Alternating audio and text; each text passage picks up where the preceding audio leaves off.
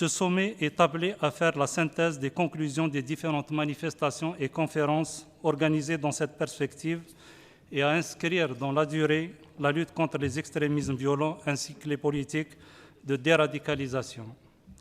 Les travaux de cette conférence se dérouleront sur 2 jours en une seule plénière. Les 8 thèmes retenus seront examinés successivement avec l'objectif de couvrir aussi exhaustivement que possible les différentes dimensions de cette problématique de la lutte contre l'extrémisme violent et les politiques de déradicalisation à mener à cette fin. Chaque thème sera introduit par un expert, suivi des interventions des États et organisations participants.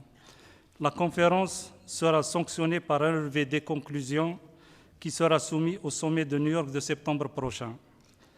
Conformément au programme, j'invite la chef de la délégation des États-Unis d'Amérique, Mme Paige Alexander, à prendre la parole. Cette conférence, Excellences, Messieurs les ambassadeurs, Mesdames et Messieurs. En tout premier lieu, permettez-moi de vous souhaiter la bienvenue en Algérie et de vous remercier sincèrement d'avoir bien voulu honorer de votre présence cette conférence internationale. Votre participation à cette manifestation atteste de l'importance que vos pays et vos organisations respectives accordent à ces questions, combien sensibles, dans la lutte contre l'extrémisme violent et tout autant à la mise en œuvre de politiques et de processus de déradicalisation.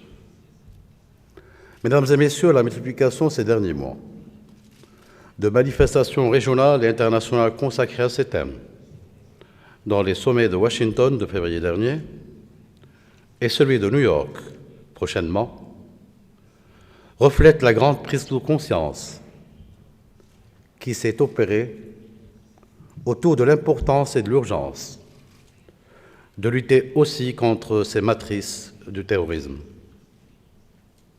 La tenue de cette conférence en Algérie intervient en réponse à l'intérêt international manifesté pour l'expérience acquise par mon pays en matière de déradicalisation et aux nombreuses sollicitations qui lui ont été adressées pour partager cette expérience. Mesdames et Messieurs, le terrorisme a changé de nature et de mode opératoire. À travers son occupation de terrain et de territoire et sa propagande agressive, il véhicule aujourd'hui de nouveaux et graves défis pour la cohésion, la stabilité et la sécurité de certains pays, ainsi que certaines régions du monde. Il constitue une véritable menace pour la paix et la sécurité internationale. Deuxièmement, Mesdames et Messieurs, la distinction entre l'islam, religion de la paix, de tolérance et d'ouverture, et l'extrémisme sous toutes ses formes, et dont le terrorisme est une forme d'expression et une exigence de tous les instants qui interpellent toute la communauté internationale, la clarté des positions et des comportements ainsi qu'un engagement actif sur cette question fondamentale participe de la lutte contre le terrorisme et les idéologies qui l'alimentent. Troisièmement, la lutte contre le terrorisme et ses différentes expressions dans l'extrémisme violent et les politiques de déradicalisation exige la présence d'un État fort, s'appuyant sur la force de la loi et capable de la faire respecter, quelles que soient les circonstances. C'est grâce à cet État fort et capable qu'elle n'a eu de cesse de mettre en place et de consolider sous la direction du président Abdelaziz Bouteflika que l'Algérie a pu autant combattre avec succès le terrorisme que mettre en œuvre la politique de réconciliation nationale dans le respect de l'ordre constitutionnel et des lois de la République. Quatrièmement, Mesdames et Messieurs, la lutte contre l'extrémisme violent est une œuvre de longue haleine qui implique en premier lieu le renforcement et l'approfondissement constant de la démocratie et de la bonne gouvernance. Nous avons la profonde conviction, en Algérie, que la démocratie participative, l'état des droits, ainsi que les politiques socio-économiques basées sur la justice sociale et l'égalité des chances constituent les instruments prioritaires de la lutte contre le terrorisme et les meilleurs remparts contre la propagande de l'extrémisme violent et ses campagnes de recrutement. Cinquièmement, mesdames et messieurs, si le recours à la force est autorisé par la loi dans la lutte contre la violence terroriste, celui-ci doit se faire impérativement dans le strict respect des droits de l'homme et des valeurs humaines universelles. Enfin, à cette règle fondamentale, c'est courir le risque de se mettre au même niveau que les groupes terroristes eux-mêmes. Pour l'État algérien, le respect des droits de l'homme et la primauté du droit ont été restent les fondements même de son long combat contre le terrorisme. Sixièmement, mesdames et messieurs, de par son expérience, la lutte contre l'extrémisme violent doit s'étendre à tous les secteurs de la société et impliquer le gouvernement et les citoyens. Elle exige l'adoption de politiques résolues et à long terme, l'absence de gouvernement capable, ainsi que la faiblesse de la mobilisation citoyenne sont des facteurs qui favorisent le développement du terrorisme. Les flux actuels croissants de combattants terroristes étrangers, autant que le nombre de pays, croissant aussi, dont ils sont originaires, sont les indicateurs clairs quant à l'urgence à agir en amont pour tarir ces nouvelles sources de recrutement et de financement des groupes terroristes. Mesdames et messieurs, la réponse à apporter à l'épineuse question de la prise en charge de ces combattants terroristes étrangers, une fois sortis des zones de conflit, doit s'écarter des pistes favorisant le transfèrement de cette menace vers d'autres espaces de conflit, vers des espaces encore instables, ou encore plus envers des espaces moins nantis, en capacité de maintien de l'ordre et de protection de la sécurité. S'il y a lieu d'encourager les efforts consentis actuellement pour réduire et éliminer ce phénomène, il est nécessaire, mesdames et messieurs, de rechercher ensemble des approches et des solutions qui répondent et préviennent ou prennent en charge les préoccupations de tous les pays face aux menaces dont resteront porteurs ces terroristes. Mesdames et messieurs, nous pensons, huitièmement, que la lutte contre l'extrémisme violent est un défi auquel fait face un nombre croissant de pays et que les politiques de déradicalisation s'affirment comme des exigences pour protéger les sociétés et plus particulièrement les couches les plus vulnérables. En la matière, il n'existe pas d'approche uniforme. Chaque pays a ses propres spécificités. C'est donc un domaine où la coopération internationale est à promouvoir et à structurer autour d'objectifs précis et de mécanismes efficaces. D'où l'intérêt de votre réunion. Et pour la formation des imams, elle vise aussi une meilleure gestion des mosquées, la réappropriation par celles-ci de leur véritable rôle culturel et cultuel, éducationnel et social.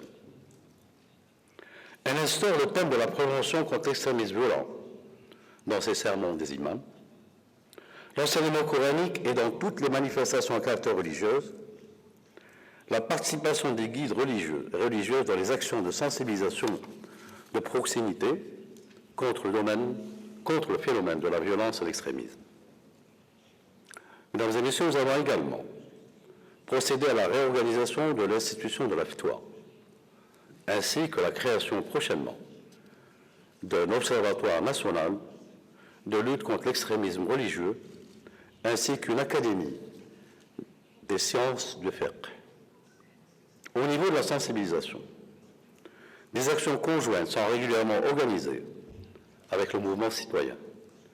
Nous assurons aussi la formation et l'encadrement des imams appelés à exercer au milieu de la communauté algérienne établie à l'étranger, dans le cadre, bien sûr, d'accords bilatéraux, comme nous l'avons lancé dans le pays du Sahel avec la Ligue des imams du Sahel. Dixièmement, mesdames et messieurs, dans le domaine judiciaire et pénitentiaire, ce sont des approches privilégiant la réhabilitation et la réinsertion tout en soustrayant le milieu carcéral à la propagande extrémiste et à ses recruteurs qui ont été mis en œuvre. La formation professionnelle et l'emploi des jeunes ont été élevés au rang de priorité nationale. Il en est de même des politiques sociales et de transferts sociaux en vue de la satisfaction des besoins essentiels de nos citoyens. Onzièmement, mesdames et messieurs, la communication. La communication est aussi un terrain auquel l'État a accordé une grande importance dans sa politique de déradicalisation. Il a conforté le pluralisme politique, la liberté d'expression et l'ouverture du champ médiatique à travers la refonte des textes législatifs et réglementaires et la mise en place d'institutions de régulation, d'éthique et de déontologie.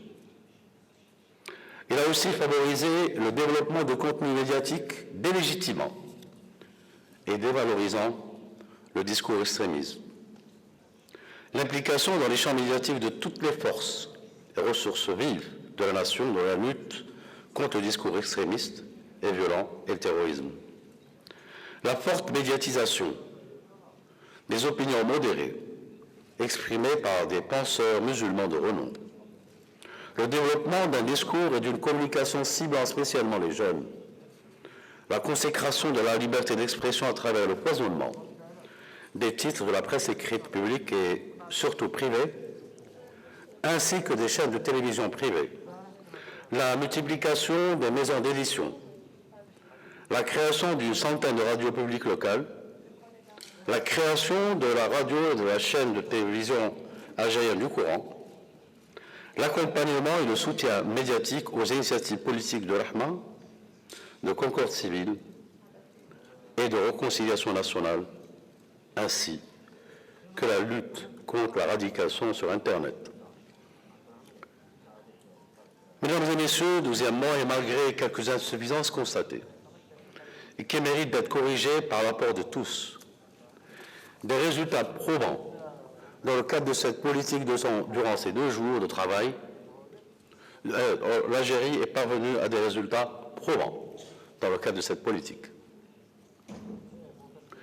Mesdames et messieurs, durant ces 2 jours de travail, un aperçu détaillé nous sera donné. C'est une expérience que nous partageons pour mieux protéger nos pays et nos populations respectives des déviations et de l'extrémisme violent et de la barbarie du terrorisme. Mesdames et messieurs, en Algérie, l'élimination totale du terrorisme reste une priorité, une préoccupation de tous les jours. Des succès significatifs sont réellement enregistrés dans ce cadre. Néanmoins, des manifestations sporadiques de la violence terroriste persistent, comme le rappelle dramatiquement Tigendourin, ou celle commise il y a quelques jours à peine sur la PAF dans la wilaya de Indebla, à cet égard.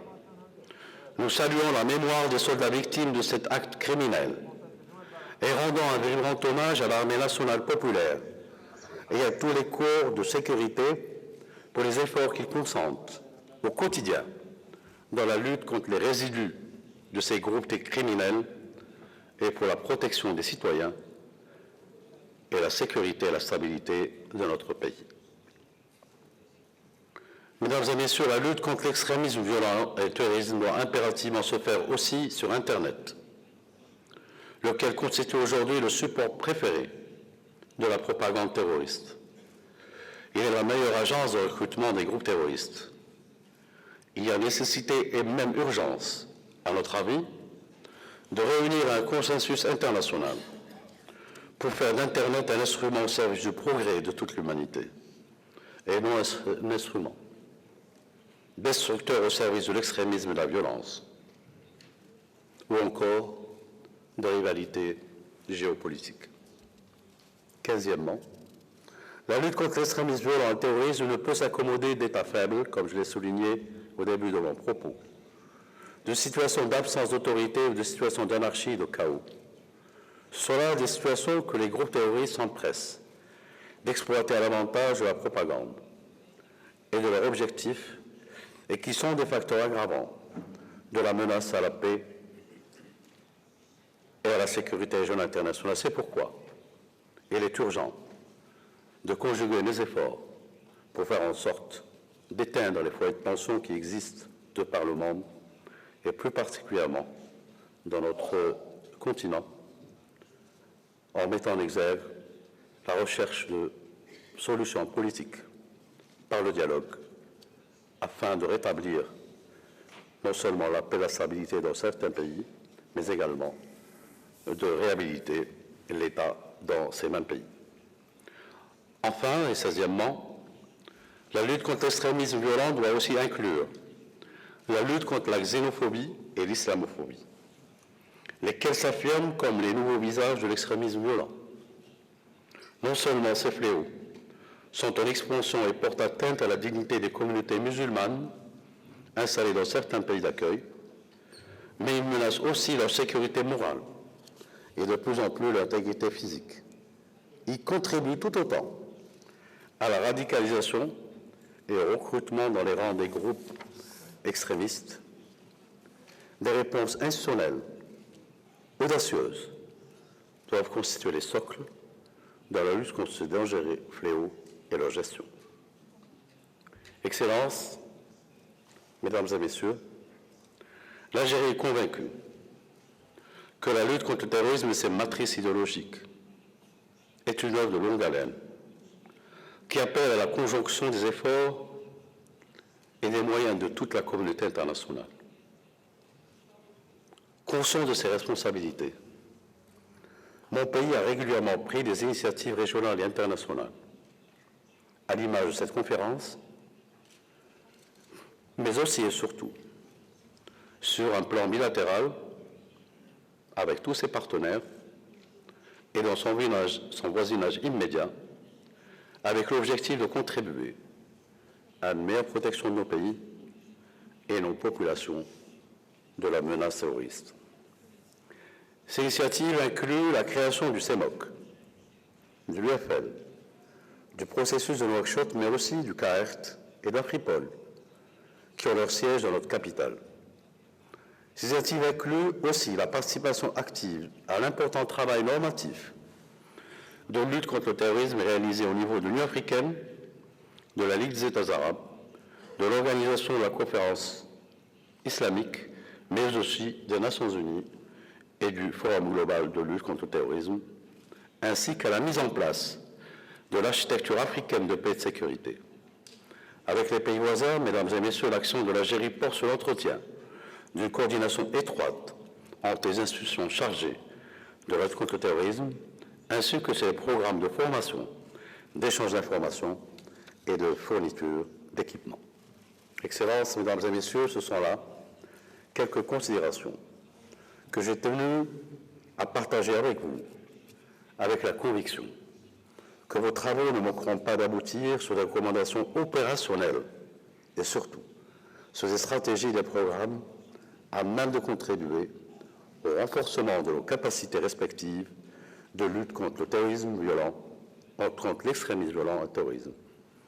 Mesdames et Messieurs, je déclare ouvert les travaux de cette conférence internationale sur la lutte contre l'extrémisme violent et la déradicalisation, et à laquelle je souhaite un plein succès. Je vous remercie de votre aimable attention.